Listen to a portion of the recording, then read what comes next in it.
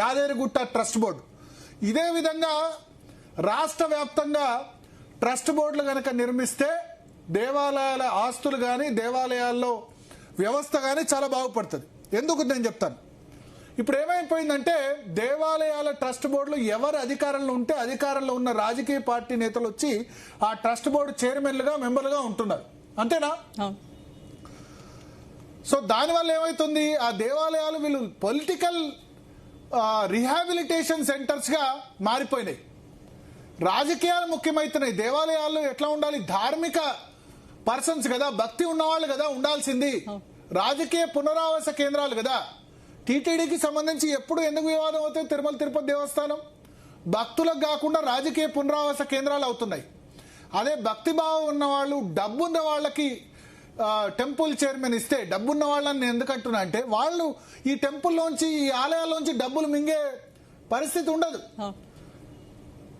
వాళ్ళే ఇన్ఫాక్ట్ వాళ్ళే డొనేషన్ తీసుకొస్తారు టెంపుల్కి, వాళ్ళే అవుతారు. నేను గతంలో చెప్పాను, టెంపుల్ ట్రస్ట్ బోర్డులో, దేవాలయాల ట్రస్ట్ బోర్డులో రాజకీయ పార్టీ సభ్యత్వం ఉంటే వాళ్ళకి ట్రస్ట్ బోర్డు మెంబర్షిప్ ఇవ్వకూడదు. కేవలం భక్తులకి, ధార్మికవేత్తలకి మాత్రమే హిందూ దేవాలయాల్లో ఉండాలి, ట్రస్ట్ బోర్డు మెంబర్లుగా వేయాలి. రాజకీయ పార్టీ మెంబర్షిప్ ఉంటే ఎవరిని కూడా ట్రస్ట్ బోర్డులోకి తీసుకోవద్దు.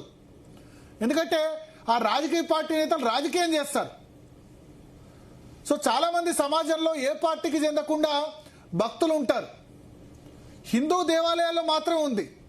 ఎండోమెంట్ అన్నది పూర్తిగా బూజు పట్టిపోయింది. ఎండోమెంట్ శాఖ అన్నది మీకు వేరే మతాలకు సంబంధించి ఈ ధార్మిక పరిషత్ లాంటివి ఉండాలి.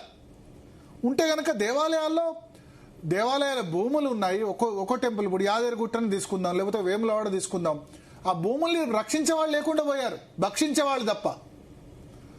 సో ఇప్పుడు ట్రస్ట్ బోర్డు చైర్మన్ గా మన్నె సత్యనారాయణ రెడ్డిని వేశారు. ఆయన మహబూబ్నగర్ జిల్లా, నల్గొండ జిల్లాకి ఏం సంబంధం అనొచ్చు, కానీ ఎంఎస్ఎన్ ఫార్మా అధినేత, ఎంఎస్ఎన్ రియాలిటీ అధినేత, ఇట్లా భక్తిభావం ఉన్నవాళ్ళు. తర్వాత సభ్యులుగా కొణిదెల సురేఖ, చిరంజీవి సతీమణి, వీళ్ళు ఏం చేస్తారు, ఈ దేవాలయానికి ఏదో ఒకటి చేయాలి, మన దేవుడికి యాదగిరిగుట్ట లక్ష్మీనరసింహస్వామికి మనం ఏదో ఒకటి డెవలప్మెంట్ చేయాలని ఆలోచిస్తారు.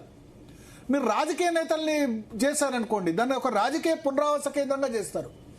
సో ఎంఎస్ఎన్ ఫార్మా అధినేత, ఆయన దగ్గరే బొచ్చే డబ్బులు ఉన్నాయి. మీరు మిగతా వాళ్ళు చేస్తే ఎట్లా దీనిలో స్కాములు చేయాలి? టీటీడీకి సంబంధించి ఎప్పుడు వినిపించేది అదే. ఏంది, టీటీడీలో డబ్బులు పక్క చేస్తున్నారు, లేకపోతే టీటీడీలో అపవిత్ర కార్యాలు చేస్తున్నారని చెప్పి. సో ఎవరికైతే ధార్మిక భావన ఉండి దేవాలయాల్ని అభివృద్ధి చేయాలని చూస్తారో అటువంటి వాళ్ళని బోర్డు మెంబర్స్గా వేశారు. మీరు చూడండి, మన్నె సత్యనారాయణ రెడ్డి ఎంఎస్ఎన్ ఫార్మా అధినేత, కొణిదెల సురేఖ చిరంజీవి సతీమణి, ఆమె యాదగిరిగుట్ట యాదాద్రి టెంపుల్ కూడా